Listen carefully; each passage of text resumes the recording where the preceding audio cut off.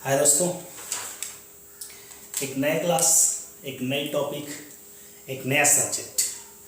जो सब्जेक्ट आपके सामने है वो आज हम शुरू करने जा रहे हैं मैथ की सीरीज भी लेके मैं आ गया हूँ और अब आपको पूरे मैथ की जानकारी दी जाएगी ए टू जेड। मैथ का जो कंटेंट आपके पास जाएगा वो जैसे मैंने नंबर सिस्टम शुरू किया तो नंबर सिस्टम का पार्ट 1, पार्ट 2, पार्ट 3 ऐसे करके जाएगा।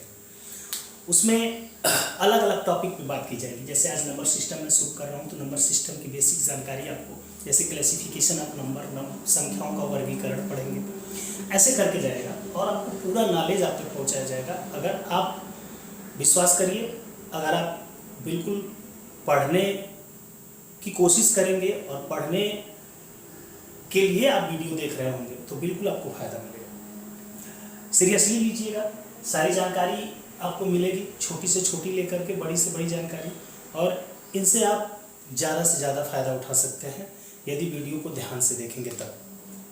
तो आइए हम सीधे आते हैं अपने टॉपिक पे, ज़्यादा इधर उधर का नहीं घुमाते हुए। तो टॉपिक हमारी जो शुरू करने जा रहे हैं नंबर सिस्टम है संख्या पद्धति।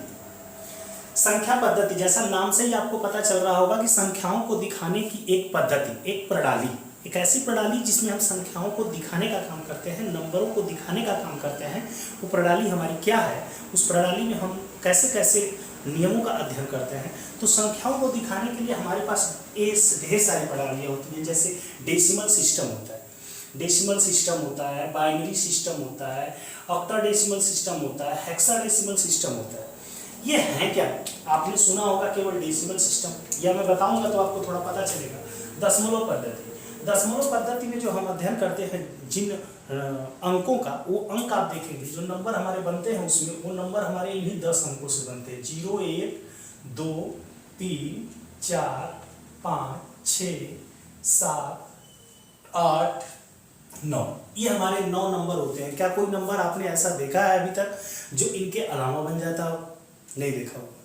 इन्हीं से आपके जो मैथ की बुक आप पढ़ते होंगे उसमें देखेंगे, इन्हीं से आपके क्वेश्चन दिए होते हैं। इन्हीं नंबरों से लेकर के आपके बड़े से बड़े अंकों को लेकर के बड़े से बड़े नंबर आपके बनाए जाते हैं। द्वितीय आधारी पे आते हैं, जो आपकी बाइनरी सिस्टम होती है। तो द्वितीय आधारी में हमारे 2 अंक होते हैं। जैसा नाम से द्वितीय आधारी मतलब 2 अंक, एक 0 और 1 होता है। इसका प्रयोग आप कंप्यूटर सिस्टम में करते हैं। कंप्यूटर यही इन्हीं संख्याओं को पढ़ता है, इन्हीं अंकों को पढ़ता है। ऑक्टाडेसिमल की बात करते हैं तो इसमें नाम से लग रहा है कि अष्टांगिक मतलब 8 नंबर आएंगे। 0, 1, 2, 3, 4, 5, 6, 7 हो गए 8। इसी प्रकार हेक्साडेसिमल की बात करेंगे तो इसमें आपके 16 आधारित, 16 आधारित पद्धति, 16 संख्या है। कौन कौन जरा देखिए तो भाई, 3, 4, 5, 6, 7, 8, 9, इसके बाद 10 लिखेंगे तो आप यही 11, 12, 13, 14, 15 होगी 16 संख्या। बट ये होता नहीं, इसमें होता क्या है, 9 तक तो यही संख्या होती है। 9 तक आपकी क्या होती है, यही संख्या होती है। लेकिन 10 के बाद जो 10 के बाद आपके नंबर आते हैं, इनका नाम चेंज हो जाता है। जैसे इनका भाई साहब का नाम हो जाएगा ए, क्या हो जाएगा ए। इन भाई साहब का नाम बी, इनका नाम सी, इनका नाम डी, इनका नाम ई, इनका नाम एफ हो जाता है। हम आगे की किसी क्लास में लेकर के आपको दशमलव पद्धति में किसी संख्या का द्विआधारी में कैसे बदलते हैं, दशमलव पद्धति की किसी संख्या को हम अष्टांगिक में कैसे बदलते हैं, या दशमलव पद्धति की किसी संख्या को हम हेक्साडेसिमल 16 आधारी नंबर में कैसे बदलते हैं, किसी एक दूसरे वीडियो में मैं इसको आपको कभी बता दूंगा।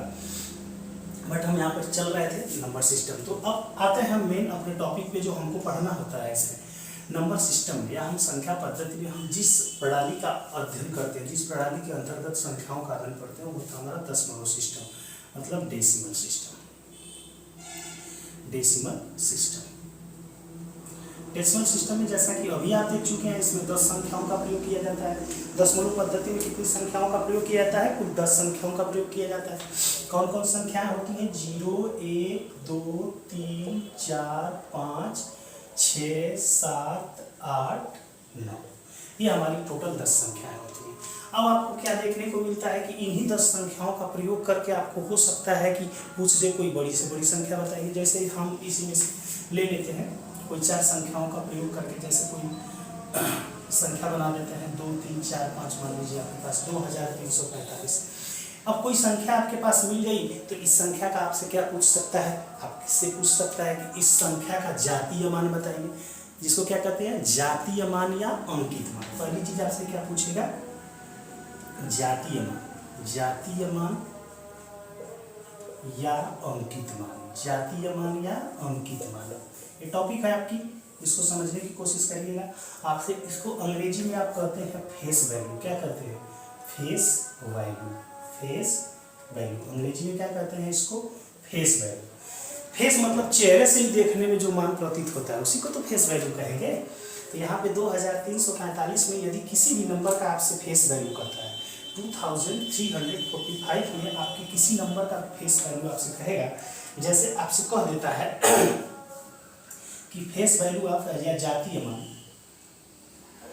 2345 में आपके फेस वैल्यू पूछता है, फेस वैल्यू ऑफ, मान लीजिए फेस वैल्यू आपका किसका पूछता है, 2 का, तो क्या हो जाएगा 2। फेस वैल्यू वही होता है जो दिखता है। अगर फेस वैल्यू आपका किसका पूछते, आप 3 का पूछेगा तो क्या हो जाएगा 3। फेस वैल्यू आपका किसका पूछ दे, आप 4 का पूछेगा तो 4। अगर फेस वैल्यू आप किसका पूछे 5 का पूछेगा तो क्या होगा 5। ये आपके क्या हो जाते हैं फेस वैल्यू। किसी भी डिजिट का कोई भी नंबर आपको उसमें किसी भी डिजिट का फेस वैल्यू पूछा जाता है तो जो नंबर होता है या जो डिजिट होती है वो उस नंबर में वही उसका क्या हो जाता है फेस वैल्यू हो जाता है, या वही उसका जातीय मान या अंकित मान हो जाता है, जातीय मान या अंकित मान हो जाता है। दूसरी चीज आपसे क्या पूछी जा सकती है, आप इसको नोट कर लेंगे, वीडियो को रोक करके इसको नोट कर लेंगे, मैं मिटा देता हूँ।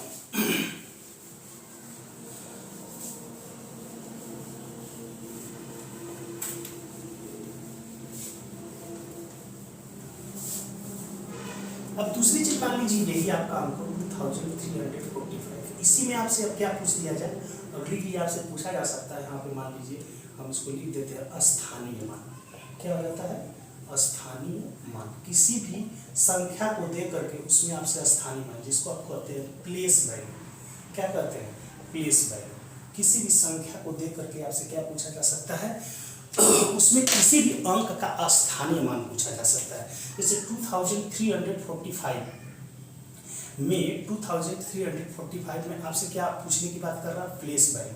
क्या कह रहा है, place value of, place value of मान लीजिए 5 पूछता है तो 5 क्या लिखते हैं 5 × 1। 21 स्थान पे, वंस डिजिट पे, मतलब इकाई के स्थान पे, इसलिए 1 से इसमें गुणा करेंगे। इकाई के स्थान पे इसलिए किससे गुणा करेंगे 1 से, तो हो जाएगा 5 × 1 = 5, 5 × 1 = 5। प्लेस वैल्यू ऑफ किसका पूछ दे, यहाँ 4 का मान लीजिए पूछ देता है, इधर से हम देख रहे हैं 4 का पूछता है तो 4 किस स्थान पे है 10 पे, तो 10 का मल्टीप्लाई कर देंगे तो 40 हो जाएगा। प्लेस वैल्यू ऑफ किसका 3 का मान लीजिए, तो 3 किस प्लेस पे है 100 प्लेस पे है, सैकड़े वाले स्थान पे, इसलिए 100 से मल्टीप्लाई करेंगे तो क्या आ जाएगा 300 आ जाएगा। उसी प्रकार प्लेस वैल्यू ऑफ किसका पूछ दे 2 का पूछेगा तो 2 में कितना का मल्टीप्लाई 1000 का मल्टीप्लाई कर देंगे तो 2000 हो जाएगा। ओके, आप इसको पढ़ चुके होंगे, ये चीजें पहले भी आप पढ़ चुके होंगे। इसको हम लोग कैसे 60 में लगाते थे, 2345 आपको दिया है, इसमें 5 का स्थानीय मान 5, 4 का स्थानीय मान 4 के बाद कितने नंबर है 1 नंबर है तो 10 लगा दीजिए, 4 के बाद कितने नंबर है तो 10, 40। 3 का स्थानीय मान कोई पूछता है तो 3 के बाद कितने नंबर है 1 2 तो 20, 2 का स्थानीय मान पूछता है तो 2 के बाद कितने नंबर है 3 तो 30। ये फटाक दे आपका आंसर होता है, ये आप पढ़ चुके हैं। अब अगली चीज क्या पूछ सकती है स्थानीय मानों में, जैसे इसी में पूछ सकता है कि 3 के स्थानीय मान और 4 के स्थानीय मान का योगफल बताइए। तो हम क्या करेंगे 3 का स्थानीय मान निकाल लेंगे, फिर 4 का स्थानीय मान और दोनों को जोड़ देंगे। योगफल पूछेगा तो जोड़ देंगे, और अंतर पूछता है तो अंतर में क्या करते हैं बड़े में से छोटे को घटा देते हैं, 300 में से 40 को घटा देंगे।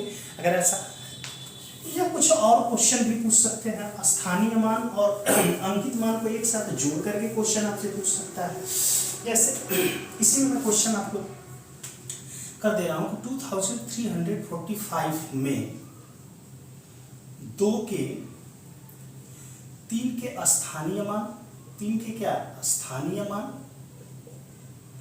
3 के हम सवाल बाद में पढ़ने वाले हैं, बस ऐसे ही बता दे रहा हूँ। सवाल हम पूरे लगाएंगे, अभी केवल नंबर के बारे में आपको बताते जा रहे हैं। स्थानीय मान 2345 में 3 के स्थानीय मान और जातीय मान, किसके 3 के जातीय मान या अंकित मान कहते हैं। जातीय मान में अंतर बताइए। क्या बताइए? अंतर बताइए अगर पूछता है। एक क्वेश्चन आता है तो बड़े आराम से आप क्या देख पाएंगे? बड़े आराम से देख पाएंगे 2345 में आप अगर 3 का स्थानीय मान निकालें, 3 का स्थानीय मान लीजिए, हम लिख दे रहे हैं पूरा, तो क्या लिखेंगे? 3 का स्थानीय मान, 3 के बाद 2 अंक, तो क्या हो जाएगा? डायरेक्ट 300। अगर हम 2345 में 3 का अंकित मान पूछते हैं, तो अंकित मान आप क्या लिख देंगे? स्थानीय मान आपने क्या लिख दिया? 300। अंकित मान तो 3 ही होगा ना। अब अंतर आपसे पूछ रहा हूँ, अंकित मान में बता दिया गया आपको पहले कि जिसका भी अंकित मान पूछा जाए, जिस भी डिजिट का अंकित मान किसी नंबर में वही डिजिट होती है, वही अंक उसका अंकित मान होता है। अंतर पूछेगा तो 300। अंतर का मतलब ये नहीं होता है कि ऊपर में से नीचे, अंतर का मतलब होता है बड़ा में से छोटे को घटाना। 300 - 3 घटा देंगे, 297 आपका आंसर आ जाएगा। इसको नोट करें। अब क्लासिफिकेशन हम पढ़ने जा रहे थे। हमारे पढ़ने का मतलब, हमने बोला था टॉपिक शुरू में ही कि हम नंबरों का वर्गीकरण पढ़ने वाले हैं, क्लासिफिकेशन। तो आइए आगे पढ़ते हैं।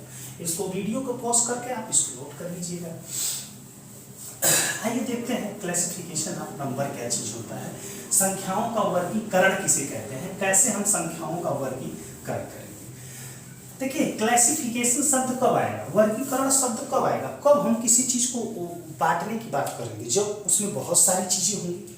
इसका मतलब अगर हम आपने कहा कि क्लासिफिकेशन ऑफ वर्गीकरण हम पढ़ेंगे, अरे क्लासिफिकेशन ऑफ नंबर, क्लासिफिकेशन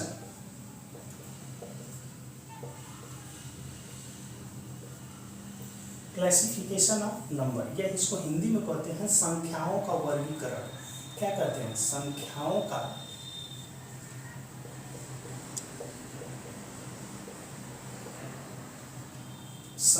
का क्या वर्गीकरण, संख्याओं का वर्गीकरण।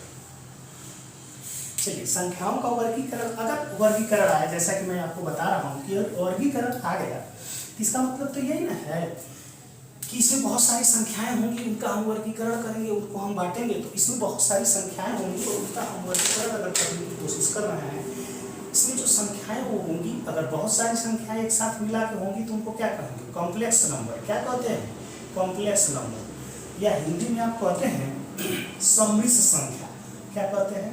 सम्मिश्र संख्या। सम्मिश्र संख्या क्या कहते हैं? सम्मिश्र संख्या, मतलब एक सम्मिश्र संख्या। अब इनका आप क्या करने वाले हैं? वर्गीकरण। ये बहुत सारी संख्याओं इसमें होंगी। कितनी प्रकार की संख्याएं होंगी? मुख्य रूप से इसमें 2 प्रकार की संख्या होंगी। कौन कौन भाई? एक हमारा रियल नंबर होता है, जिसको हम कहते हैं वास्तविक संख्या। क्या कहते हैं? वास्तविक संख्या। हिंदी में कहते हैं इसको वास्तविक संख्या। वास्तविक संख्या। इसको कहते हैं इमेजिनरी नंबर। मतलब इमेजिनरी का मतलब होता है काल्पनिक संख्या। इमेजिनरी नंबर का मतलब क्या होता है? काल्पनिक संख्या। इमेजिनरी नंबर का मतलब क्या होता है? काल्पनिक संख्या। क्या होता है? काल्पनिक संख्या। इमेजिनरी नंबर का मतलब होता है काल्पनिक संख्या। अब देखिए, वास्तविक संख्या में कहां से कहां तक के नंबर आते हैं? इसमें सभी नंबर आ जाते हैं। मतलब माइनस इनफाइनाइट से लेकर के से इनफाइनाइट, मतलब प्लस इनफाइनाइट तक के सभी नंबर आपके किसमें आते हैं? रियल में। देखिए, हमें जो पढ़ना है, हमें क्या पढ़ना है? वास्तविक संख्याएं ही पढ़नी। हमें इमेजिनरी नहीं, लेकिन ये थोड़ा ना कहीं लिखा है कि इमेजिनरी से क्वेश्चन है। ऐसा कि अगर आपके पेपर में क्वेश्चन पूछेगा भी तो क्या पूछ सकता है ज़्यादा ज़्यादा, देखिए इसमें होता है आई, इमेजिनरी को आई से दिखाते हैं। आई का फुल फॉर्म जो होता है आयोटा होता है, आयोटा, IOTA, आयोटा। आई स्क्वायर की जो वैल्यू होती है वो -1 होती है। आई स्क्वायर की वैल्यू क्या होती है? -1। अगर आई की वैल्यू की हम बात करेंगे तो स्क्वायर हटाएंगे तो ये जाएगा, तो इधर कर्ड लग जाएगा, तो आई की वैल्यू क्या आ जाएगी? आई की वैल्यू क्या आ जाएगी? माइनस करड़ी में 1 आ जाएगी, माइनस करड़ी में 1। तो कभी आपसे आई की वैल्यू पूछेगा तो माइनस करड़ी में क्या बताएंगे? 1 बताएंगे। और वास्तविक संख्याएं आपकी क्या हो जाएंगी? माइनस इनफाइनाइट से लेकर के प्लस इनफाइनाइट तक। अब हम वास्तविक संख्याओं का वर्गीकरण करने वाले हैं। यहाँ पे जगह थोड़ा कम है, इनको हम थोड़ा सा ऊपर फिर से करते हैं, जरा इनको आप नोट कर लीजिए।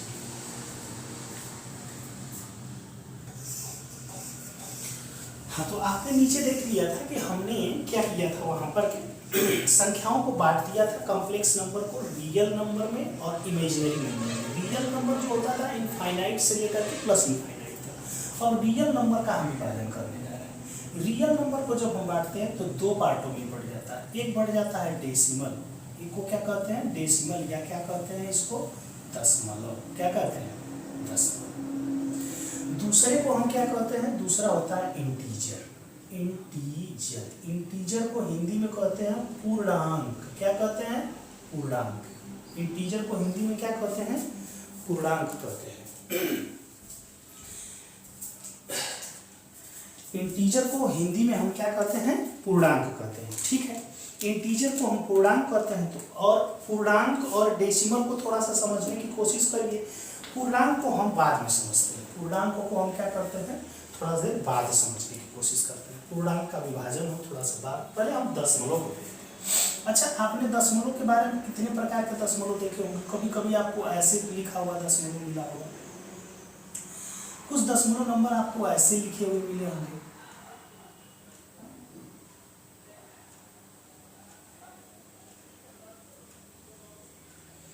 कभी कभी दशमलव ऐसे भी लिखा हुआ मिला होगा।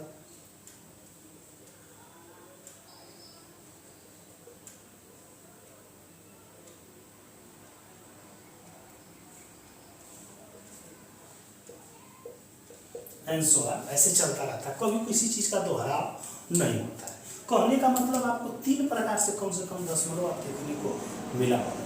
3 प्रकार से दशमलव देखने को मिला होगा। क्या क्या मिला होगा? जरा इनको देखने की कोशिश करिए, जरा इनको हम विभाजित करने की कोशिश करते हैं। ये 3 प्रकार के दशमलव आपको देखने को मिले। इन 3 प्रकार के दशमलव में आप क्या देख रहे हैं? एक दशमलव में आप देख रहे हैं कि दशमलव के बाद क्या है? 5। दशमलव के बाद क्या है? 5। ऐसे इसको हम तो ऐसे 60 में लिख दिए ना, ये ऐसे आएगा।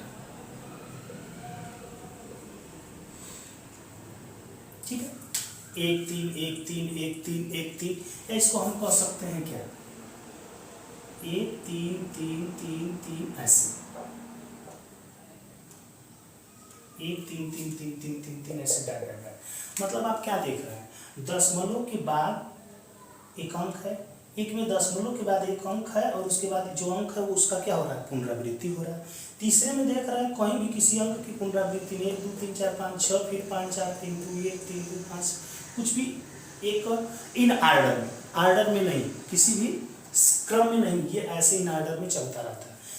तो कुछ लोग कहेंगे तो 3 प्रकार के दिख रहे हैं। नहीं जी, 2 ही प्रकार के। देखिए, एक दशमलव आप देख रहे हैं, दशमलव के बाद एक अंक है, फिर इसके बाद कोई अंक नहीं है। जैसे आप कहेंगे कि इसके बाद किसी अंक की पुनरावृत्ति नहीं है, लेकिन हम दिखाएं इसके बाद 0 आप दिखा सकते हैं।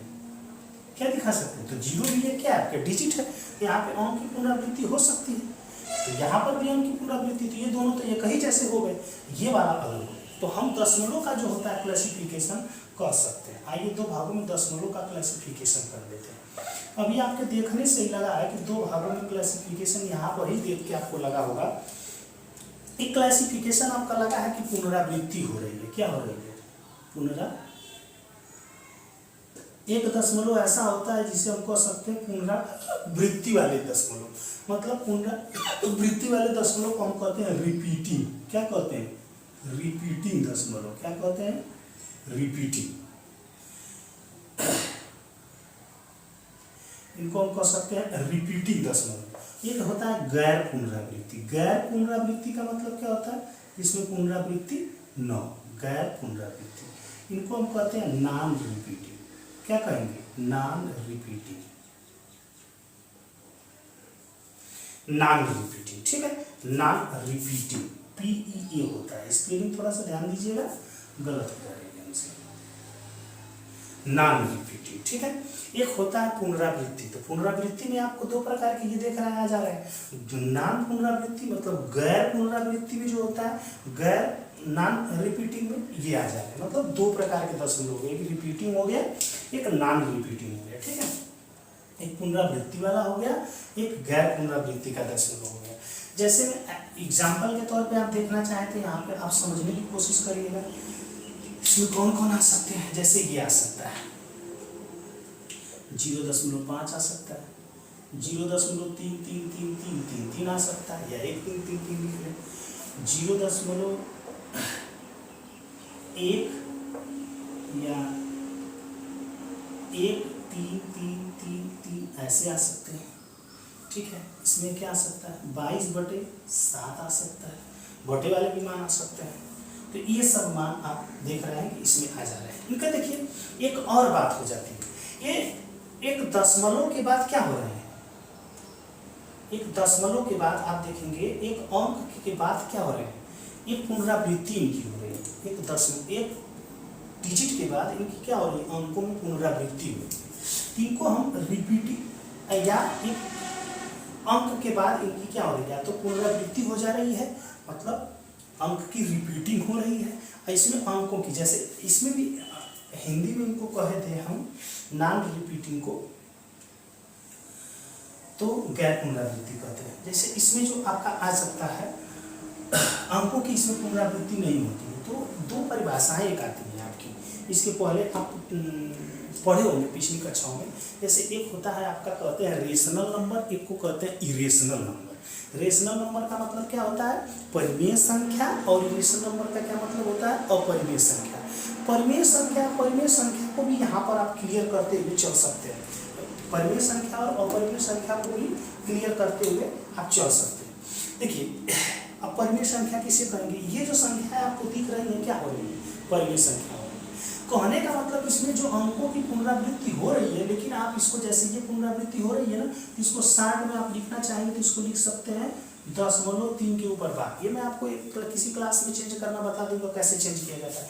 इसको आप 60 में लिखना चाहें तो लिख सकते हैं 1 3 के ऊपर क्या है, भाग। उसी प्रकार इनको भी लिखा जा सकता है, बटे वाली संख्याओं को भी, जैसे 2/5 भी आ सकता है, भाग देंगे 0.4, इनको भी भाग देंगे, उनके बाद पुनरावृत्ति होगी, चाहे तो समाप्त हो जाएगा। मतलब इसमें क्या होता है, नंबरों को हम समाप्त कर सकते हैं, एक डिजिट के बाद समाप्त कर सकते हैं। जैसे समाप्त कर दिया ना, नंबरिंग हो रहा था लेकिन समाप्त कर दिया ना, यहाँ पर भी 5 बटे मान लीजिए 8 ले सकते हैं, कुछ भी ले लें, ऐसे बटे में हो सकते हैं etc। तो एक नाम और इनका पड़ जाता है टर्मिनेट। क्या पड़ जाता है, टर्मिनेट।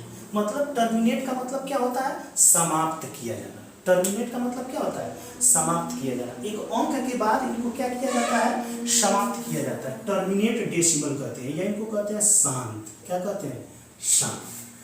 मतलब ये नंबर के बाद शांत हो जाते हैं, समाप्त हो जाते हैं। और इनको क्या कहेंगे, तब ये हो जाएंगे नॉन टर्मिनेट। मतलब टर्मिनेट, नॉन टर्मिनेट, इसको कहेंगे अशांत, या इसको कहते हैं अनवसानी आवर्ती। इसको हिंदी में कहते हैं आवर्ती या शांत, इसको कहते हैं अनवसानी आवर्ती या अशांत दशमलव। ठीक है, शांत और अशांत दशमलव, नॉन रिपीटिंग और नॉन टर्मिनेटिंग उसको कहेंगे। इसको आप रिपीटिंग और टर्मिनेट का मतलब क्या होता है, समाप्त हो जाना। तो एक डिजिट के बाद इनको हम समाप्त कर सकते हैं, मतलब इनको हम छोटे में लिख सकते हैं। अब यहीं से आपकी डिफिनेशन आ सकती है कि अब जो ये टर्मिनेट आप किए दिए हैं दशमलव में लिखे, तो दशमलव को हम भिन्न में बदलना जानते हैं ना, दशमलव को भिन्न में बदल सकते हैं ना। तो जब किसी दशमलव को हम भिन्न में बदल देते हैं तो दशमलव संख्या उसे भिन्न में बदलते हैं। भिन्न का मतलब क्या होता है, P/Q। मतलब ये हो जाएगा, इसे हम P/Q के फॉर्म में लिख सकते हैं, के रूप में लिखा जा सकता है। के रूप में क्या किया जा सकता है, लिखा जा सकता है, के रूप में लिखा जा सकता है, के रूप में क्या किया जा सकता है, लिखा जा सकता है। किनको लिखा जा सकता है, पुनरावृत्ति वाली संख्याओं को, शांत वाली संख्याओं को। और जिनको हम p बटा q के रूप में लिख सकते हैं उसी को हम क्या कहते हैं, परिमेय संख्या। क्या कहते हैं, परिमेय संख्या। क्या कहते हैं, परिमेय संख्या। उसी को तो हम परिमेय संख्या कहते हैं। ठीक है, लेकिन ये क्या होता है जो नॉन रिपीटिंग होता है, इसमें एग्जाम्पल के तौर पे आप देख सकते हैं, हमने अभी बताया था, ऊपर भी एक एग्जाम्पल के तौर पे लिखा था, कुछ भी लिख सकते हैं, 2 3 4 5 6 5 4 3 2 1 डॉट डॉट डॉट करके ऐसे। कभी नंबरों की एक क्रम से पुनरावृत्ति, एक ही नंबर की पुनरावृत्ति नहीं होगी, बार बार आएगा। तो ये ऐसे एग्जाम्पल में, इसमें आपका पाई भी आता है, इसमें आपका क्या आता है, पाई भी आता है। किसी ऐसे नंबर आते हैं जो कभी भी समाप्त नहीं होते, कभी भी क्या होते हैं, उनके नंबरों की पुनरावृत्ति नहीं होती है, ना तो कभी वो समाप्त होते हैं, तो वो इसमें आ जाते हैं। मतलब इनको हम p बटा q के रूप में नहीं लिख सकते, यही तो बात है। जब वो समाप्ति नहीं होंगे, ये सब समाप्त हो रहे थे तो इनको p बटा q के रूप में लिखेंगे। अब इनको कैसे p बटा q के रूप में लिखेंगे, इसको कैसे लिखेंगे भिन्न के रूप में, इसको कैसे लिखेंगे, मैं किसी क्लास में आपको बता दूंगा। इनको नहीं लिखा जाता, p बटा q के रूप में नहीं लिख सकते, नहीं लिख सकते, इनको p बटा q के रूप में नहीं लिख सकते। अगर जिनको हम p बटा q के रूप में नहीं लिख पाएंगे उन्हें हम क्या कहेंगे, अपरिमेय संख्या। हम ऊपर ही लिख दे रहे हैं, इसका नाम एक हो जाएगा अपरिमेय संख्या, अपरिमेय संख्या। इसका एक और नाम क्या हो जाएगा, परिमेय संख्या। इसका एक और नाम क्या हो जाएगा, परिमेय संख्या। यहाँ से कंक्लूजन क्या निकला, आपके एग्जामों में खूब आता रहा है कि 22/7 निम्न में से परिमेय संख्या कौन है, निम्न में से परिमेय संख्या कौन है, 22/7 पाई 3.14, इनमें से कोई नहीं, NOT, NOT। ये आपके पेपरों में क्वेश्चन आता रहा है, विकल्प बना करके लगातार कई पेपरों में पूछा गया है क्वेश्चन कि निम्न में से कौन परिमेय संख्या, निम्न में से कौन परिमेय संख्या नहीं है। तो परिमेय संख्या जो नहीं, आंसर आपका आएगा क्या आएगा, पाई आएगा। पाई एक अपरिमेय संख्या है, परिमेय संख्या नहीं है, क्योंकि इसे p बटा q के रूप में हम नहीं लिख सकते। ये जो आप देख रहे हैं पाई का 22/7 वाला मान एप्रोक्स वैल्यू है, ये लगभग वाला मान है, पूरा मान 22/7 नहीं है इसका। ये 3.14 में भी इसका जो मान है ये लगभग मान लिया गया है, पूरा मान नहीं है। पाई का मान 70 हजार स्थानों तक निकाला गया है दशमलव के बाद।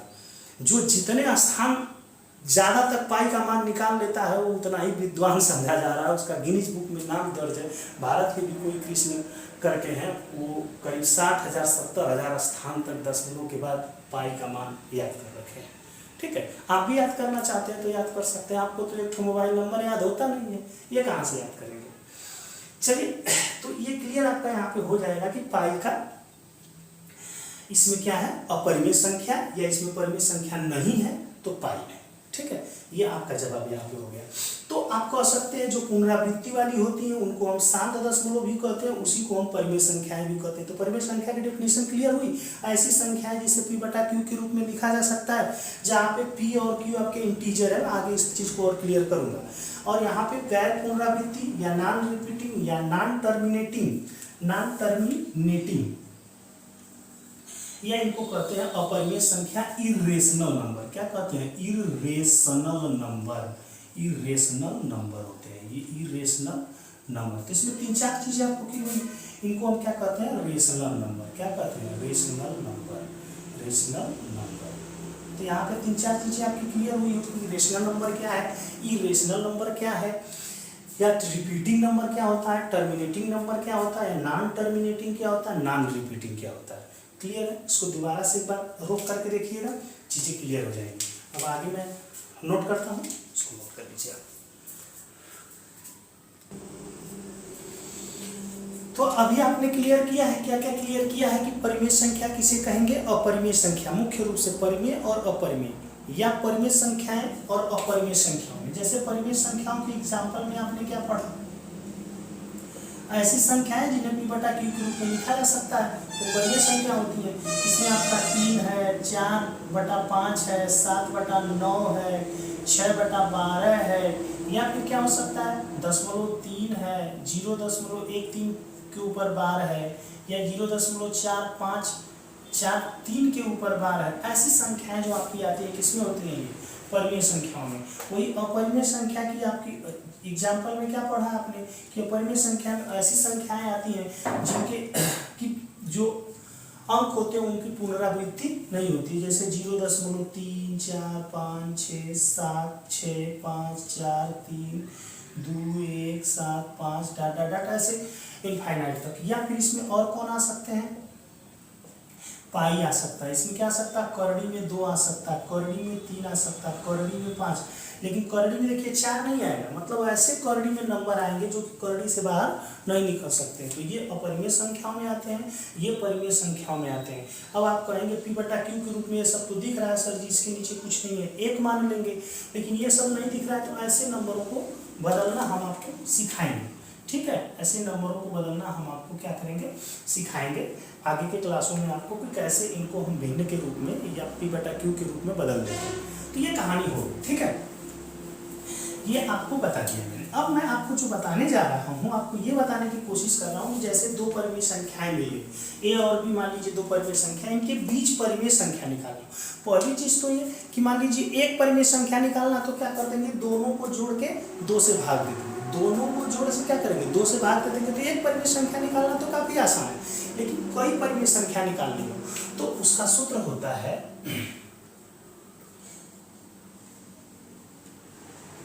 ये सूत्र आपका होता है। क्या होता है आपका सूत्र?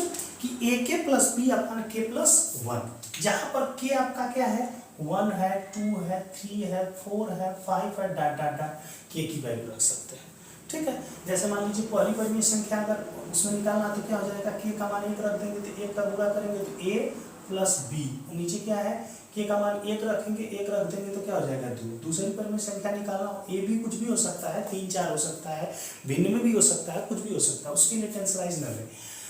दूसरा हो जाएगा कि k का मान अगर हम 2 रखते हैं तो क्या हो जाएगा? 2a प्लस b अपान 2 जोड़ देंगे इसमें, एक में तो 2 1 3, और यहाँ पे हो जाएगा 3 रखेंगे तो 3a प्लस b अपान 3 में 1 जोड़ देंगे तो क्या हो जाएगा? 4। ऐसे ही डाट डाट डाट परिमेय संख्याएं आपकी कई ठो निकालना हो, 3 और 4 के बीच में, 5 और 7 के बीच में 10 परिमेय संख्या, तो ऐसे आप 1 2 3 4 मान रखते जाइए, 10 परिमेय संख्या बड़े आराम से हो जाएगी। उसी प्रकार ए और बीच के बीच बी के बीच में अपरिमेय संख्या का है तो इसका सूत्र होता है ए बी। करड़ी में क्या? ए बी, जो दो नंबर दिए रहते हैं उनका हम गुणा कर लेते हैं और उनको क्या कर लेते हैं? करड़ी में रख देते हैं। करड़ी में ए बी, फिर 3 करड़ी में ए बी, ये घात कभी आपका 2 नहीं हो सकता, सम में नहीं हो सकता। फिर 5 करड़ी में ए बी, क्या हो सकता है? 5 करड़ी में ए बी, ये आपका इसका सूत्र है। जैसे कोई कह दे कि 2 और 3 के बीच में, 2 और 3 के बीच, देखिए ये नंबर ऐसे होने चाहिए कि करड़ी से बाहर न निकले। 2 और 3 के बीच एक अपरिमेय संख्या, एक अपरिमेय संख्या, इसका एग्जाम्पल में बता दिया। तो 2 गुणते 3 बराबर कितना हो जाएगा? करड़ी में 6। मैंने बोला ना करड़ी में ए बी, इन दोनों का ए है, ए क्या है? बी है, तो ए और बी का गुणा करेंगे तो 2 3 6, और करड़ी में 6 का मतलब 6 का वर्गमूल, 6 का वर्गमूल आप निकालिएगा, 1000 अंक तक भागते जाएंगे, कभी वो कटवे नहीं करेगा, और नहीं कटेगा तो वही तो होता है अपरिमेय संख्या, जिसका की पुनरावृत्ति न हो, कभी कटे ना नॉन टर्मिनेट। टर्मिनेट का मतलब जो कट जाता है, नॉन टर्मिनेट का मतलब जो कभी नहीं कटता है। तो ये आपके क्लियर हो गई होंगी। 2 चीज़ें यहाँ पे आप क्लियर की गई हैं कि 2 दिए गए हो संख्याएं, उनके बीच में अपरिमेय निकालना और उनके बीच में परिमेय संख्या निकालना कैसे करते हैं, इनको नोट कर लीजिए। अब आइए आपको बताते हैं कि आपने अभी अभी क्या सीखा था। आपने अभी विभाजन सीखा था किसका? दशमलव का। दशमलव को आपने तो विभाजित कर दिया, लेकिन वहीं पर हमने लिखा था किसको? पूर्णांक को भी। मैंने बोला था कि अभी पूर्णांक का विभाजन हम बाद में पढ़ते हैं, तो ये पूर्णांक का हम विभाजन करते हैं, ठीक है? पूर्णांक का जो विभाजन हम 2 तरीके से करते हैं। आइए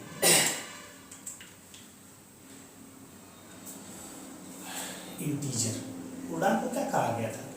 इंटीजर। इनको कहा गया था पूर्णांक। क्या कहा गया था? पूर्णांक इंटीजर। देखिए इंटीजर में क्या होता है, आइए आप इनको एक डिफिनेशन में कह सकते हैं, सभी पूर्णांक परिमेय संख्याएं हैं, सभी पूर्णांक क्या है, परिमेय संख्याएं, सभी पूर्णांक परिमेय संख्याएं। All integer is a rational number, all integer is a rational number, सभी पूर्णांक क्या है, परिमेय संख्या है। अब इनका विभाजन हम करते हैं।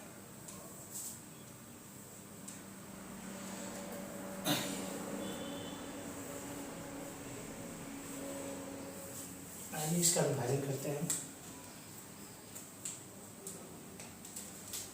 देखिए इसमें हो जाएंगे पॉजिटिव या धनात्मक पूर्णांक, पॉजिटिव लिख देते हैं हिंदी में, धनात्मक पूर्णांक क्या आएंगे, धनात्मक पूर्णांक। और क्या आ जाएगा, निगेटिव, या इसको क्या कहेंगे, ऋणात्मक पूर्णांक, ऋणात्मक पूर्णांक। इनको हम कहेंगे पॉजिटिव इंटीजर, क्या कहेंगे, पॉजिटिव इंटीजर, क्या कहेंगे, पॉजिटिव इंटीजर। इनको क्या कहेंगे, निगेटिव इंटीजर, क्या कहेंगे, निगेटिव इंटीजर, पॉजिटिव इंटीजर और क्या कहेंगे इनको, निगेटिव इंटीजर। ओके, तो प्लस वाले आ जाएंगे और इसमें क्या आ जाएंगे, माइनस वाले संख्या। क्या आपको लग रहा है कि प्लस और माइनस के अलावा भी कोई संख्याएं आती होंगी इंटीजर में? जब मैंने बोल दिया कि सभी पूर्णांक क्या होते हैं, परिमेय संख्या होते हैं, तो परिमेय संख्या में जब हम लिखते हैं -5 -3 -4 -3 -2 -1 0 1 2 3, देख रहे हैं ऋणात्मक भी आ गए, धनात्मक भी आ गए और एक कौन आ रहा है, देखिए इसको भी लिखना जरूरी है, मतलब 3 भागों में इनको हम बांट सकते हैं। ये हो गया आपका 0, जिनको हम क्या कहते हैं, 0, क्या कहते हैं, 0, इनको हम ऐसे लिखा जाते हैं। ठीक है, अब जब इसमें हम पॉजिटिव की बात किए तो इसमें कौन आएगा, 1 2 3 4 5 डॉट डॉट डॉट डॉट आएंगे। इसमें कौन आ जाएगा,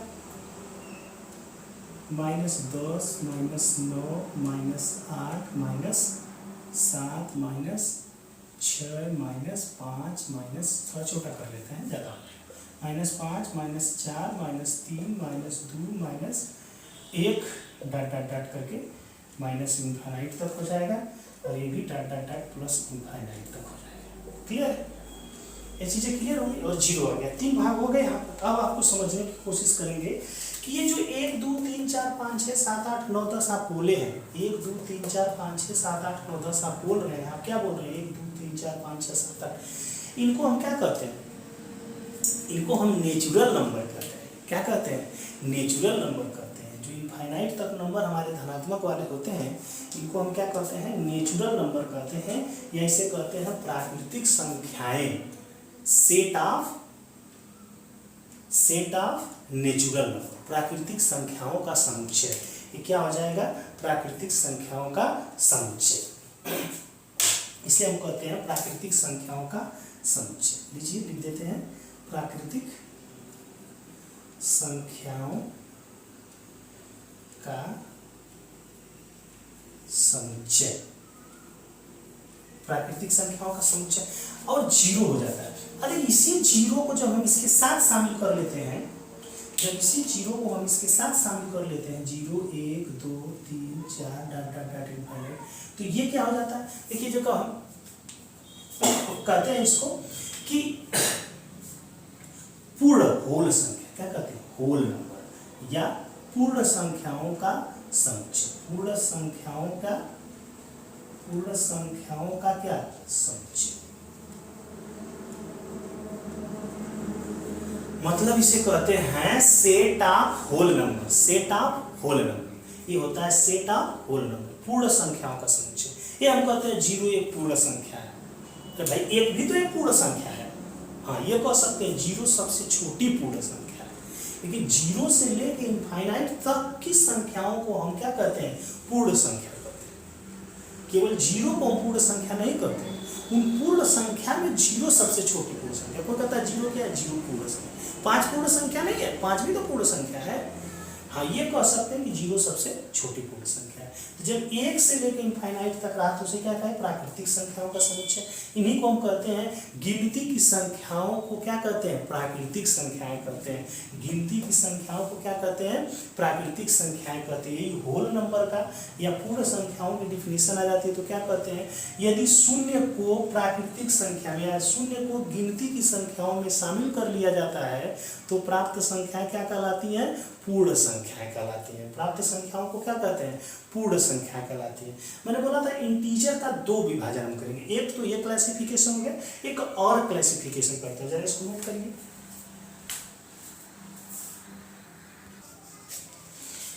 तो मैंने अभी क्या पढ़ा, आपका इंटीजर का एक विभाजन किया था। इंटीजर के विभाजन में हमने पढ़ा कि पूर्णांक को हम 3 भागों में बांट सकते हैं। एक हो जाता है धनात्मक पूर्णांक, एक हो जाता है ऋणात्मक पूर्णांक, और धनात्मक और ऋणात्मक के बीच में आ जाता है शून्य। शून्य न तो धनात्मक होता है और न ही ऋणात्मक होता है।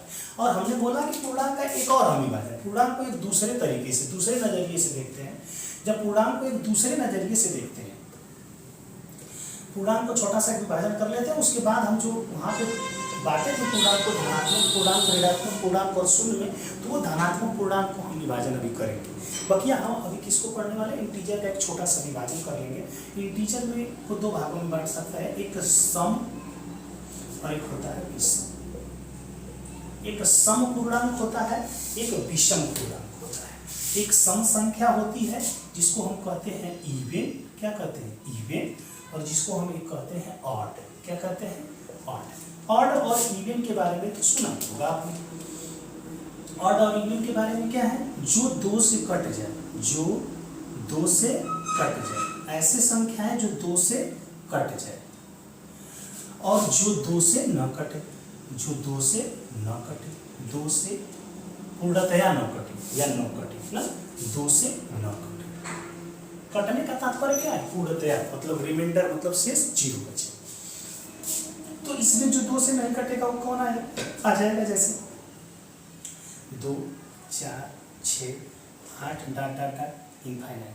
इसका मतलब ये थोड़ा नहीं है कि अब देखिए इधर चलते हैं ना, अब इधर की तरफ चलते हैं। जब इधर चलेंगे तो आप देखेंगे यहाँ पे 0 आ जाएगा, फिर आ जाएगा -2, -4, -6 डॉट डॉट डॉट इधर माइनस इनफाइनाइट तक जाएगा, तब प्लस इनफाइनाइट तक जाएगा। क्लियर है? 2, 4, 6, 8 को तो आप जानते थे। 2, 4, 6, 8 सम संख्याएं होती हैं, लेकिन इन्हें हम कहते हैं धनात्मक सम संख्या।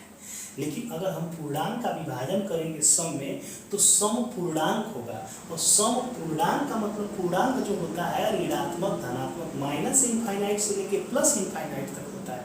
तो हम जब सम पूर्णांक के बारे में पढ़ेंगे तो सम पूर्णांक का मतलब होता है माइनस ऋण में वो संख्याएं जो 2 से कट जाती हैं, और धन ऋण तक वो संख्याएं जो इनफाइनाइट तक जो कि 2 से कट जाती हैं, ये सभी संख्याएं। अब इसमें आ गया है 0। अब आपसे कोई पूछे कभी कि 0 क्या है, तो 0 एक सम संख्या है। 0 एक क्या है, सम संख्या है। कभी भी आएगा तो अभी हम आपको बताते भी हैं, क्लियर कर देंगे 0 कैसे सम संख्या है। थोड़ा सा आगे चलते हैं। ये अभी हाल ही के एग्जाम में टेट में भी पूछा है, सी टेट में भी पूछा है कि 0 क्या है। सी टेट के पेपर में भी है कि 0 क्या है, एक सम संख्या है। ध्यान दीजिएगा। आगे चलते हैं। इसको जो 2 से न कटे, 2 से जो नहीं कटेगा तो क्या आ जाएगा भाई, 1, 3, 5, 7 डॉट डॉट डॉट इधर जाएंगे तो -1, -3, -5, -7, ये हो जाएगा dot dot dot minus infinite. क्या, माइनस इनफाइनाइट से लेकर के प्लस इनफाइनाइट। ये क्या हो जाएगी, आपकी विषम संख्या होगी। ये संख्याएं कभी भी 2 से नहीं कटेंगी, आप किसी में भागते रहेंगी।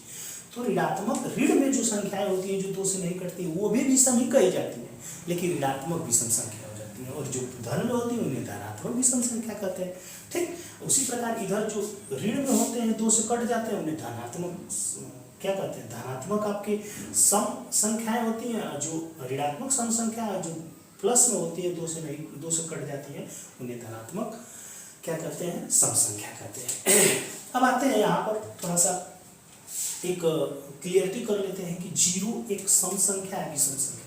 पहली चीज तो यही देखिए कि दो दो के अंतर पे आता है सम संख्या है। तो जब हम इधर जा रहे थे 2 4 6 8 दो दो के अंतर पे जब आएगा तो यहाँ पे क्या आएगा, पहले 1 और फिर आ रहा है ना, जैसे यहाँ पे 3 के बाद 4 तो 1 के बाद 0 आ रहा है, तो ये अंतर पे आ रहा है, 1 के अंतर पे आ रहा है, 1 के अंतर पे आ रहा है, तो हो गया आपका एक। तो पहला तरीका ये हो गया। दूसरा आपके पास हम नियम आपको लाते हैं कि 0 ऑड माना जाए या ऑड या इवन माना जाए, मतलब सम या विषम माना जाए, तो रूल होता है, ये रूल 3 होता है। 3 रूलों पर पहले हम इन संख्याओं को लागू करा के देख लेते हैं। देखिए रूल क्या होता है कि जब हम इवन और इवन को जोड़ते हैं, जब एक सम संख्या एक सम संख्या में जोड़ी जाती है तो हमेशा सम संख्या आता है। क्या आता है? सम संख्या आता है। जब एक सम संख्या एक विषम संख्या में जोड़ा जाता है तो विषम संख्या आता है। क्या आता है? विषम संख्या। ये रूल होता है। जब एक विषम संख्या एक विषम संख्या में जोड़ा जाएगा तो सम संख्या आना चाहिए। क्या आना चाहिए? सम आना चाहिए। अगर जीरो, आप जीरो को हम पहले क्या मान लेते हैं? विषम है। क्या मान लेते? विषम। जैसे हम एक मान के चलते हैं कि जीरो क्या है, माना जीरो क्या है? विषम। क्या है? विषम। जीरो को अगर विषम होगा तो ये रूल का फॉलो करेगा। जीरो क्या होगा? एक विषम होगा। तब देख लेते हैं रूल का फॉलो कर रहा है कि जब इसको हम सम मानते हैं तब ये रूल का फॉलो कर रहा है। पहले हम इसको क्या मान लें कि एक विषम, तो जरा रूल का फॉलो करिए। यहाँ पर जीरो को अगर हम विषम मान लेंगे तो सम और सम को जोड़ते हैं तो क्या आता है? सम और सम को जोड़ते हैं, जैसे मान लीजिए सम और सम को जोड़ते हैं तो क्या आ जाएगा? आपका सम संख्या ही आ जाएगी। इवन और इवन को जोड़ने पर क्या आ जाएगा? सम संख्या ही आ जाएगी। जैसे मान लीजिए आपके पास लाते हैं, मान लीजिए ये 2 है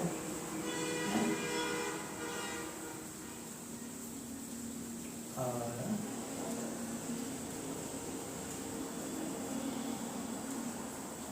प्लस 0 बराबर क्या आ जाएगा? 2। ठीक, मान लीजिए 2 ले लिया और क्या ले लिया? 0 ले लिया, 0 ले लिया और इसके साथ ले लिया मान लीजिए क्या? 1 विषम संख्या। जोड़ दे रहा हूँ तो कितना आ रहा है? 1 आ रहा है। इसके बाद विषम, मान लीजिए 0 को अगर विषम मान लूँ और एक और विषम संख्या इसमें जोड़ दूँ, मान लीजिए 3 जोड़ दिया तो क्या आ गया? तो ये बताइए जब हम इसको विषम मान के चल रहे हैं, देखिए विषम मान के चल रहे हैं, 0 को हम सम मान के चले, विषम मान के नहीं चले, सॉरी। मान लीजिए सम संख्या लेते हैं 2 और यहाँ पे 0 को विषम मान लें, 2 में अगर हम 0 जोड़ेंगे तो क्या आ रहा है? 2 आ रहा है। तो अब आप ध्यान से समझने की कोशिश करिएगा। ये तो मान लीजिए दोनों सम संख्या है, 2 भी सम संख्या, 0 भी सम संख्या, तो सम सम को जोड़ेंगे तो सम आए। ये तो मान लीजिए बात सही यहाँ पे हो गई। लेकिन जब हम 2 को सम मान रहे हैं, 0 को विषम, हमने बोला है कि पहले 0 को हम विषम मान के देखते हैं तो विषम पे रूल फॉलो हो जाएगा, तो ये 0 विषम हो जाएगा। लेकिन यहाँ पे रूल फॉलो नहीं होता है। 2 कहाँ विषम है? 2 तो सम होती है ना। उसी प्रकार 0 को अगर हम विषम मानेंगे तो विषम में एक विषम संख्या जोड़ने पर क्या आना चाहिए था? सम आना चाहिए था ना। विषम में एक विषम जोड़ेंगे तो क्या आना चाहिए था? सम आना चाहिए था। लेकिन आ क्या रहा आपका? 3, एक विषम आ रहा था, ये भी गलत हो गया। वही अगर हम 0 को सम माने, 0 को सम माना जाए, 0 को क्या माना जाए? सम। थोड़ा देखिए आप, हालांकि आपको क्लियर यहीं से है कि एक सम संख्या है। देखिए सम मान करके किया जाएगा तो क्या किया जाएगा? जैसे मान लीजिए 0 है और 0 में 4 जोड़ेंगे तो क्या आ रहा है? 4।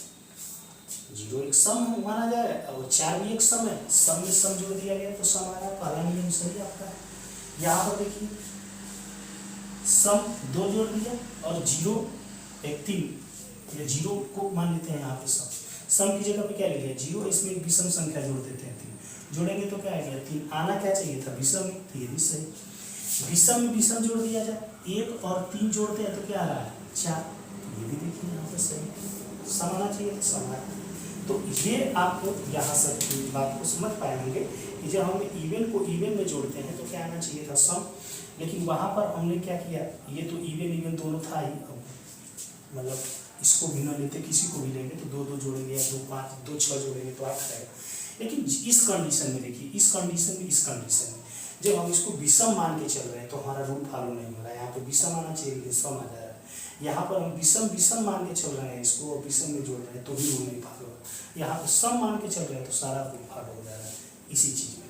तो ये बातें थोड़ी आपको समझ में आई होंगी तो ठीक है, नहीं आई होंगी तो यहाँ पे क्लियर है कि एक एक के अंतर पे आता है, एक के अंतर पे आ रहा है, इसलिए क्या हो जाएगा, एक विषम सम संख्या हो जाएगा।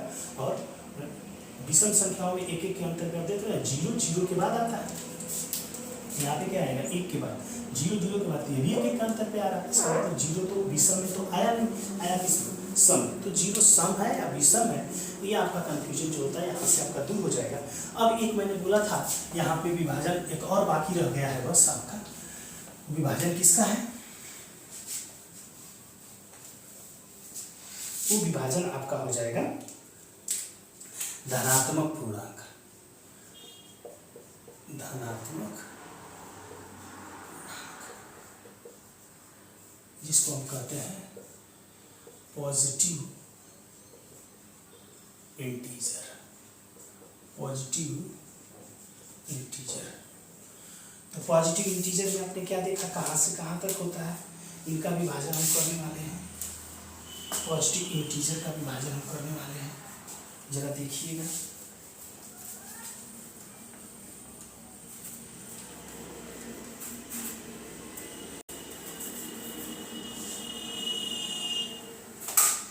पॉजिटिव इंटीजर का विभाजन करने वाले हैं। पीछे आपने एक बात क्लियर, बहुत इंपॉर्टेंट बात की है कि 0 क्या है, 0 एक सम पूर्णांक है, या सम संख्या कह सकते हैं या सम पूर्णांक कह सकते हैं, 0 एक सम पूर्णांक है, ये बात क्लियर रखिएगा। 0 से रिलेटेड क्वेश्चन इसमें परीक्षाओं में बहुत ज़्यादा पूछेंगे। अब आइए, ये जो धनात्मक पूर्णांक होते हैं, इसमें धनात्मक संख्या आती है, इनको 3 भागों में बांट सकते हैं। एक होता है भाज्य, क्या होता है, भाज्य, ठीक। एक क्या होता है अभाज्य, पहले ले लेते हैं भाज्य को भाज्य, और दूसरा होता है भाज्य, ठीक। अभाज्य को क्या कहते हैं,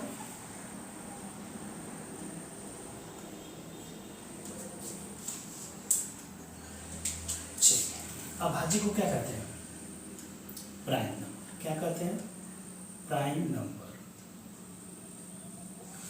और भाज्य को क्या कहते हैं, कंपोजिट नंबर, क्या कहते हैं, कंपोजिट नंबर,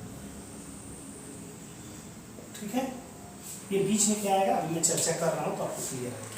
अब जरा अभाज्य संख्याओं को देखिए, मोस्ट इंपॉर्टेंट आपकी टॉपिक ये है कि अभाज्य संख्या से ढेर सारे क्वेश्चन आपको पूछे जाते हैं। अब अभाज्य संख्या को क्लियर करने के लिए हम आते हैं, अभाज्य संख्या ऐसी संख्याएं जो क्या करती हैं, स्वयं और एक के अलावा किसी और से नहीं कटती है, या उससे सिंपल कर दें कि ऐसी संख्याएं जो केवल, जिसकी केवल और केवल क्या होते हैं, 2 फैक्टर होते हैं। ऐसी संख्याएं जिनके केवल क्या होते हैं, 2 फैक्टर होते हैं। ऐसी संख्याएं जिसके केवल क्या होते हैं, 2 फैक्टर होते हैं। तो यहाँ पे लिख सकते हैं ऐसी संख्याएं जिनके केवल 2 गुणनखंड होते हैं, क्या होते हैं, 2 गुणनखंड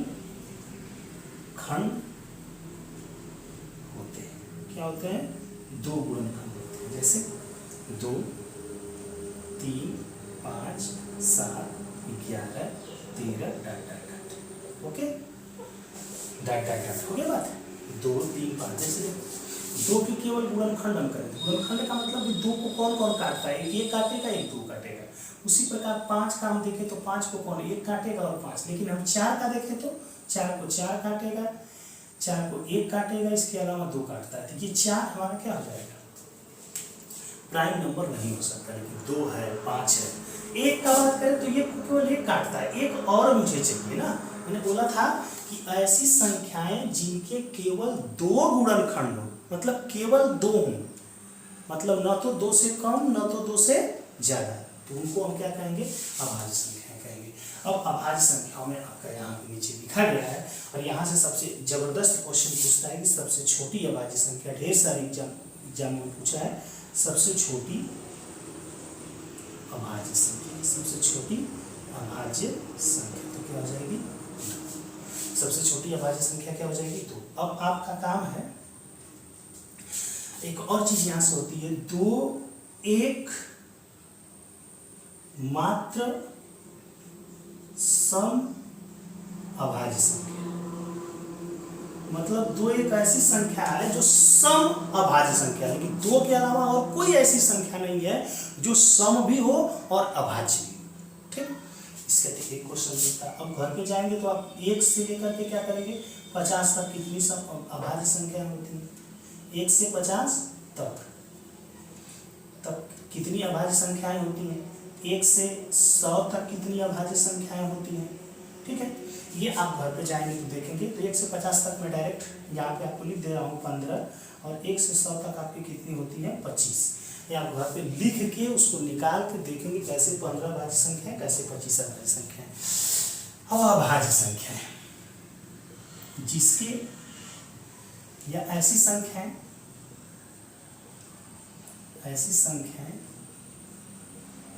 जिनके दो से ज्यादा गुणनखंड, दो से अधिक गुणनखंड हो,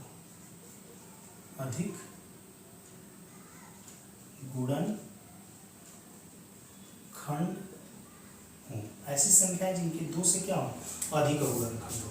तो आइए इसमें अगर बात करेंगे तो हो जाएगा 4, 6, 8, 9, 10 डाटा। ओके, ऐसे। अब जैसे बात करेंगे 4 का, तो 4 का तो मैंने दिखाई दिया, 1, 4, इसके अलावा कौन है 2, मान लीजिए 9 का 1, 3 और कौन है, तो 2 से ज़्यादा गुणनखंड हो रहे हैं। अगर 2 से ज़्यादा गुणनखंड हो जाएंगे या 2 से ज़्यादा संख्या उस संख्या को अगर काट रही है तो क्या हो जाएगी, वो हो जाएगी आपकी भाज्य संख्या, जिसको कहते हैं कंपोजिट नंबर। और यहाँ पे आएगा सबसे छोटी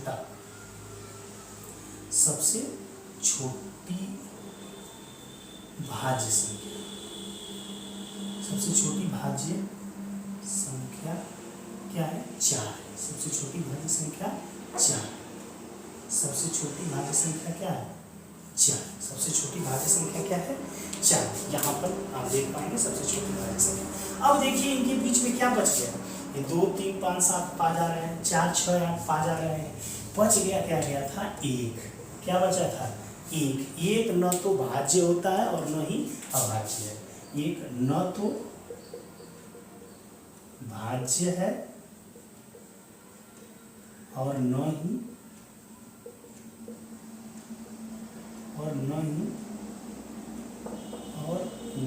ही अभाज्य। ठीक है, 1 न तो भाज्य है और न ही अभाज्य। ठीक है, आप इसको क्लियर कर पाएंगे कि 1 न तो क्या है, 1 न तो भाज्य है और न ही अभाज्य। ये आपका जा करके पूरी तरीके से आपका यहाँ पर पूरी तरीके से इसका आपका क्लासिफिकेशन हो गया। लेकिन ये अभाज्य संख्याओं पे कुछ और इनके शब्दावली से लेकर के कुछ प्रश्न आ जाते हैं, उनको ये भी देखते हैं, जरा कमेंट कर दीजिए।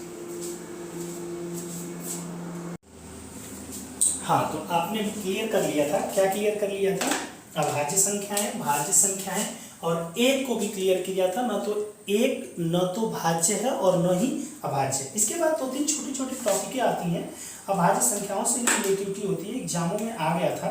एक था रिलेटिवली अभाज्य संख्या, रिलेटिवली अभाज्य संख्या, ट्यूलीय प्राइम नंबर। ये एग्जाम में एक बार आ गया था एसएससी में।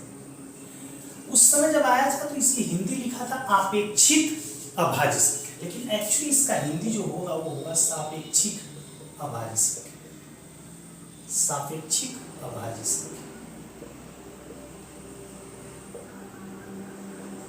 अच्छा, इसकी डिफिनीशन के तौर पे समझ लीजिए कि सापेक्षिक अभाज्य संख्या किसे कहेंगे।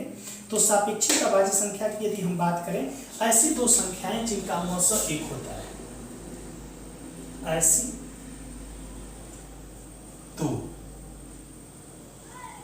ऐसी दो संख्याओं जिनका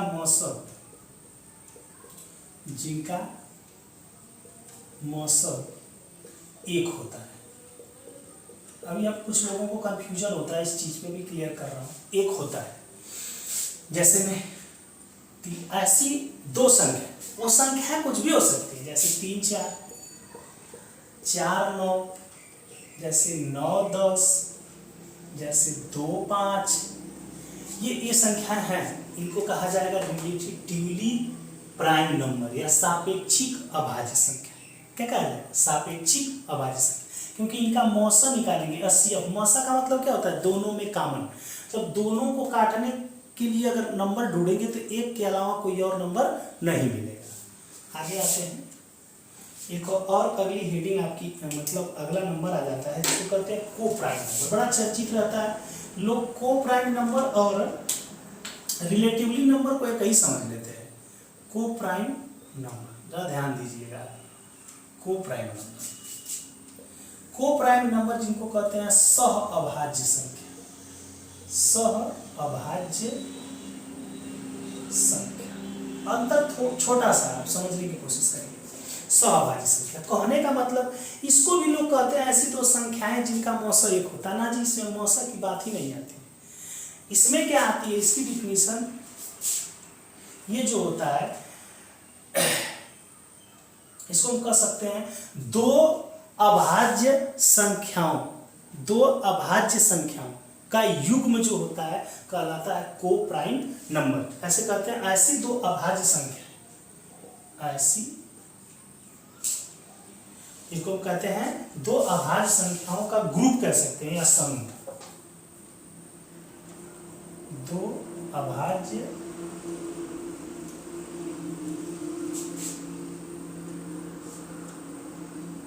संख्याओं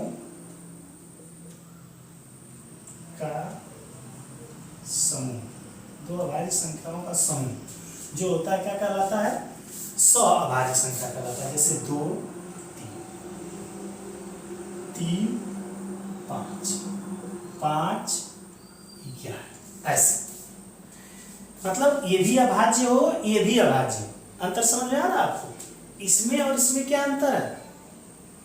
इसमें दो भी, इसमें देखिए जरूरी नहीं कि दोनों अभाज्य, बट जरूरी है कि दोनों का मौसा एक हो, दोनों में कॉमन जो हो केवल एक हो, एक ही हो, दोनों को काट दे। लेकिन इसमें दोनों क्या होने चाहिए? अभाज्य होना जरूरी।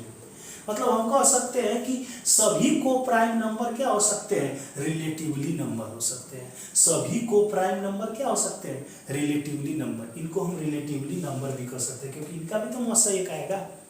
कहने की ये जरूरत नहीं है ऐसी दो संख्याएं जिनका मौसा एक है, मौसा एक तो इनका भी हो सकता है।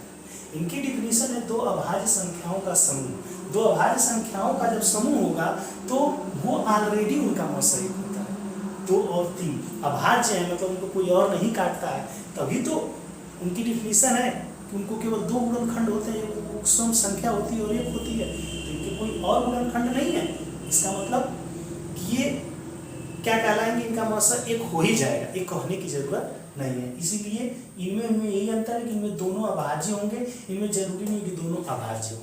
इसमें सम संख्या भी हो सकती है, भाज्य संख्या भी इनके साथ हो सकती है, बट इनका मौसा एक आना चाहिए।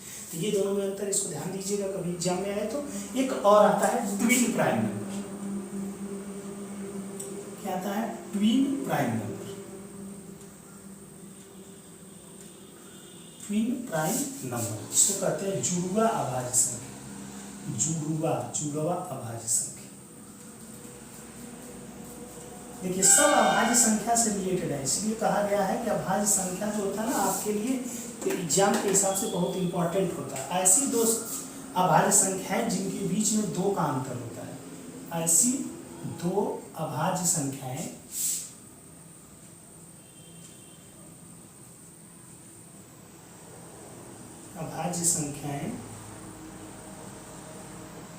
जिनके बीच 2 का अंतर होता है, 2 का अंतर होता है, ऐसी दो अभाज्य संख्याएं जिनके बीच क्या होता है? 2 का अंतर होता है। ऐसी दो अभाज्य संख्याएं जिनके बीच क्या होता है? 2 का अंतर होता है, उन्हीं को कहते हैं ट्विन प्राइम नंबर, जुड़वा अभाज्य संख्याएं। ठीक है, जैसे 3 5 2 का अंतर है, 5 7 है 2 का अंतर, 11 13। ऐसे जो आएंगे ये बहुत कम ही होते हैं। इनको 100 तक आप काउंट कर लीजिए, 1 से 100 तक कितने जुड़वा अभाज्य संख्याएं आपको मिल पा रहे हैं। ठीक है, इसको आप काउंट करके रख लेंगे, इंपॉर्टेंट होता है। एक लास्ट आपकी टॉपिक इसमें बची हुई है जिसको हम कहते हैं परफेक्ट नंबर। तो आपको समझ में आएगा रिलेटिवली नंबर क्या होगा, ऐसी दो संख्याएं जिनका मौसा एक होता है, और को प्राइम नंबर ऐसी दो अभाज्य संख्याओं का समूह, मतलब दो अभाज्य संख्याओं का समूह, दो अभाज्य संख्याओं का केवल समूह होगा तो वो हो जाएगा को प्राइम नंबर। अभाज्य संख्या किसे कहेंगे, अभाज्य संख्या का मतलब ट्विन प्राइम नंबर किसे कहेंगे, तो ऐसी दो अभाज्य संख्या, वो भी दोनों अभाज्य ही होनी चाहिए लेकिन उनके बीच में दो का अंतर होना चाहिए। ठीक है, एक लास्ट टॉपिक आपकी बची है। इस प्रकार से ये आपका खत्म हो जाएगा आज। क्या खत्म हो जाएगा, classification of number, classification of number आपका खत्म हो जाएगा। आते हैं परफेक्ट नंबर एक होता है। देखिए हिंदी देखेंगे तो गड़बड़ा जाएंगे, इसका भी होता है परफेक्ट नंबर, पूर्ण संख्या। पूर्ण संख्या और किसका था, होल नंबर का। तब तो हिंदी देखेंगे तो गड़बड़ हो जाएगा, इसीलिए आपको ध्यान देना होगा यहाँ पे परफेक्ट नंबर, इंग्लिश में जाकर देखना होगा कि परफेक्ट नंबर है। परफेक्ट नंबर किसको कहेंगे, इंपॉर्टेंट चीज का ध्यान दीजिएगा। इसका डिफिनेशन मैं लिख दे रहा हूँ यहाँ पे, परफेक्ट नंबर की डिफिनेशन लिख दे रहा हूँ कि ऐसी संख्या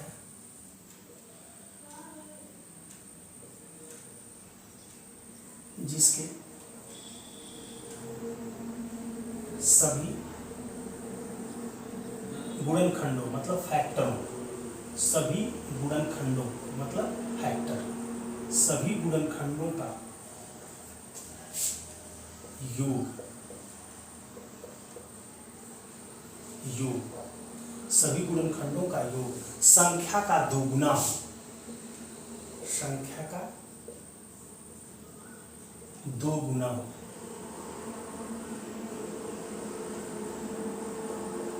दोगुना हो।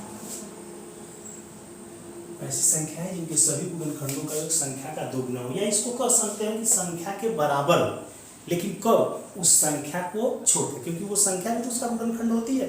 या ये कह सकते हैं कि ऐसी संख्या जिनके सभी गुणनखंडों का योग संख्या का दोगुना। जैसे आते हैं एक संख्या देखने की कोशिश करते हैं, 6। ऐसी बहुत कम संख्या मिलेगी आपको 6।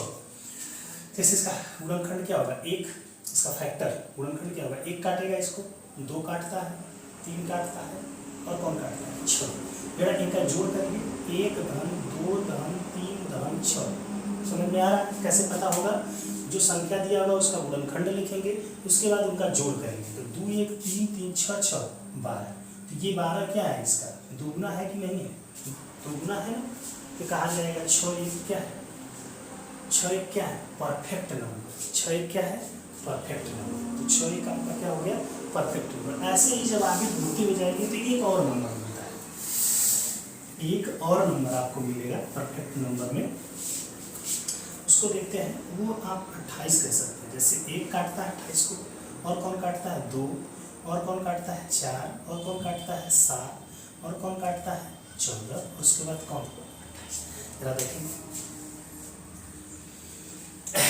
इनको जोड़ने की कोशिश करें। 1 + 2 + 4 + 7 + 14 + 28 जोड़ देंगे तो आ जाएगा 56। कैसे भाई, 2 1 3 4 3 7 7 14 14 28 28 28 56। तो ये 28 का क्या है, दोगुना है ना, इसलिए हम कह सकते हैं कि ये क्या है, परफेक्ट नंबर है। तो 6 भी एक परफेक्ट नंबर है, 28 भी एक क्या आपका परफेक्ट नंबर है। तो जब कभी आए विकल्प देगा तो निम्न में से कौन परफेक्ट नंबर है, विकल्प रहेगा मान लीजिए 4 7 9 और क्या 6।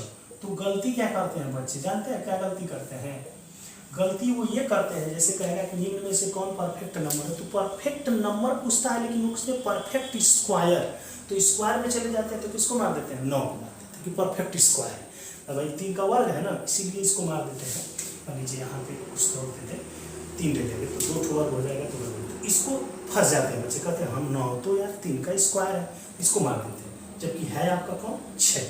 ये परफेक्ट स्क्वायर नहीं बोला, परफेक्ट नंबर बोला। तो ध्यान दीजिएगा, इस तरह से आपका क्लासिफिकेशन ऑफ नंबर आज खत्म होता है। और ये पहला आपका क्लास था। तो क्लास आपका अगला जो शुरू होगा, एक अगली टॉपिक इसकी पढ़ेंगे संख्या पद्धति का। तो ये अलग अलग पार्ट 1, पार्ट 2, पार्ट 3 करके अलग अलग जाएगा, और एक एक पार्ट को बड़े ध्यान से पढ़ते जाइएगा। ध्यान से पढ़ते जाएंगे तो आप यकीनन विश्वास रखिए, बड़े से बड़े क्वेश्चनों के जो एग्जाम में आपके आते हैं, एसएससी, बैंक, रेलवे या एनी एग्जाम जो भी आप देते हो, किसी भी आते हैं, सारे क्वेश्चनों को बड़े आराम से कर पाएंगे आप। टेट में हो, सी टेट में हो, बीएड का एंट्रेंस दे रहे हो, चाहे किसी भी चीज़ का एंट्रेंस दे रहे हो, तो उसमें अगर इससे रिलेटेड क्वेश्चन आएंगे तो बहुत आराम से कर पाएंगे। मैंने पूरी कोशिश की है कि आपकी समस्याओं को दूर कर पाऊँ। आप इसको फिर से पढ़िए और ज़्यादा से ज़्यादा फ़ायदा उठाइए, और लोगों को बताइए। अगर आपको समझ में आ रहा है, वीडियो अच्छा लग रहा है, तो और लोगों को बताइए, इससे लाभ लें। आज के लिए इतना ही। Good evening.